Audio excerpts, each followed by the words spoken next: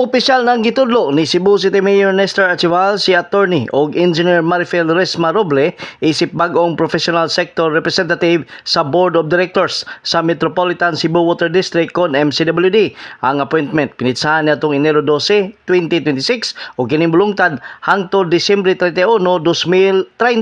Subay sa Presidential Decree 198 ang balaod nga nagdumala sa lokal nga water districts. Ang pagtudlo kang Roble gihimo human way na pasang nominasyon sud sa gitakdang panahon nga nagtugot sa mayon nga direktang mopili og kwalipikadong individual aron malikayan ang pagkaparalisado sa MCWD board. Si Roble usa ka lawyer og engineer nga giendorso sa Institute of Electronic Engineers of the Philippines nga nagpamatuod sa iyang aktibong pag-apil sa professional sector.